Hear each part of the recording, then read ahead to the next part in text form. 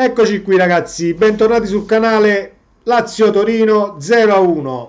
Sarri stecca in casa e la Lazio perde 1-0 contro il Torino di Juric. Partita telefonata, partita che lo si sapeva che era così, con troppi spezzettamenti di gioco, tanti falli, un Torino che fa della grinta, della foga e della rabbia agonistica la sua arma principale, ma lo sapevamo tutti, lo sappiamo tutti quanti in Serie A, e sappiamo anche da tifosi del Napoli che il gioco di Sarri, pur spettacolare, se non trova spazi e se trova una squadra che riesce a tenerti testa a livello proprio di fiato e a livello di lottare su tutti i palloni, diventa difficile buttarla dentro. E noi tifosi del Napoli ne sappiamo qualcosa, di partite così ne abbiamo viste abbastanza negli anni di Sarri, appunto, in casa Napoli. Andiamo ad analizzare un attimo ciò che è stata la partita, perché la Lazio, steccando la partita, può dare quel boost in più alla Juve per scavalcarla domani. Juventus-Napoli ovviamente non semplice, però ci può essere quel boost in più. Si possono avvicinare la Roma, il Milan, l'Inter vincendo la partita. Una corsa Champions che diventa sempre più difficile. Andiamo ad analizzare un attimo la partita. Nel primo tempo, pronti via, colpo di testa di Zaccagni subito, colpo di testa della Lazio, salvataggio sulla linea, goal line technology. Non c'è stata la rete, il pallone è stato salvato sulla linea di porta, quindi non c'è niente da recriminare. Poi è una partita che è stata studiata a centrocampo da tutte e due le squadre. Forse la Lazio ha peccato con qualche passaggio troppo impreciso. Non voglio dire che poi ti sei schierato senza la punta centrale, perché Immobile poi è entrato a secondo tempo inoltrato e la Lazio ha schierato Felipe Anderson falso 9 e Pedro sulla destra. Non credo che sia questo il motivo della sconfitta. Può essere una delle attenuanti, sì e no. Comunque arriviamo al 20°, mi sembra, dove Radonic del Torino sterza in area, si porta la palla sul sinistro e impegna Provedel sul suo palo, ovviamente, ad una parata di piede. C'è una punizione di Milinkovic calciata bene, dove il portiere del Torino si piazza come si deve e blocca il pallone addirittura. Poi c'è il gol di Ilic, dove secondo me Provedel poteva fare qualcosina in più. Ci può essere solo l'attenuante di non aver visto partire il pallone, forse, però l'intervento lascia un po' a desiderare. La palla era sicuramente un tiro teso, ma non fortissimo. Qualche rimbalzo sbagliato, calcolato sbagliato, ci sta. Però Provedel poteva far meglio. Ci sono alcune colpe sul gol del Torino.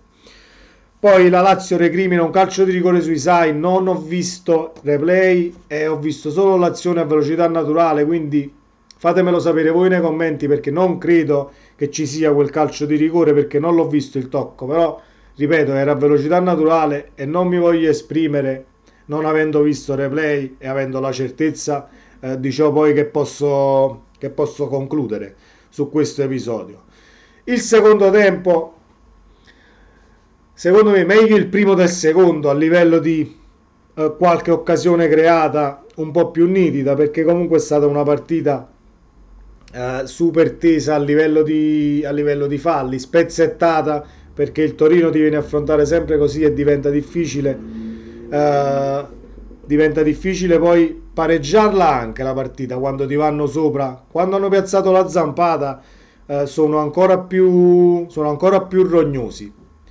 Ovviamente non voglio usare questo termine dal punto di vista cattivo, rognosi nel caso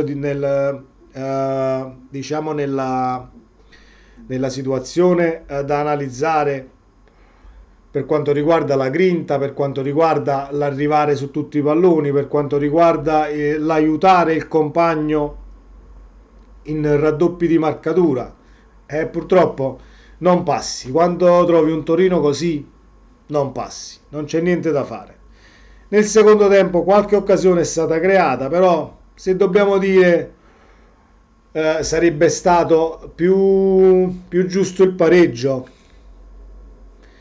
Non lo so. Alla fine queste sono partite che finendo 1-0 chi butta la palla dentro riesce sempre a portarla a casa, perché poi le partite che vengono segnate da tanti falli e da poco calcio giocato sono così, sono da under, non riescono a decollare a livello di gol e risultati che sono più larghi. Quindi non credo che poi il Torino abbia demeritato, ecco. Anzi, sei andato a giocare contro la seconda in classifica, hai detto la tua, hai vinto la partita, hai portato 3 punti a casa. Quindi onore e applauso al Torino. Al di là di come la giochi, ha trovato la quadra per ostacolare un avversario che veniva da una striscia, al di là dei risultati positivi, veniva da una striscia di prestazioni positive. La Lazio stava giocando alla grandissima. Oggi purtroppo è mancata lucidità, è mancato un po' di brio. C'è anche da dire che, ripeto, conoscendo per come gioca Sarri, per i trascorsi a Napoli, il gioco di Sarri riesce nel momento in cui tutti i calciatori che sono in campo hanno una condizione mentale e fisica soprattutto al 100%. Quando ti vengono a mancare un paio di elementi a livello di lucidità e forse anche a livello di condizione fisica un po' non al top, purtroppo la palla non gira come si deve, non dai velocità agli scambi, gli 1-2 non riescono e l'avversario può tranquillamente vincere la partita e fare risultato. Passo falso della Lazio, aspetteremo domani cosa faranno le altre con la giornata di Serie A che poi terminerà lunedì con Atalanta-Roma, ma domani sera ci sarà il grande match atteso da noi napoletani, Juventus-Napoli, che è sempre Juve-Napoli, al di là della posta in palio, al di là della competizione dove si giochi.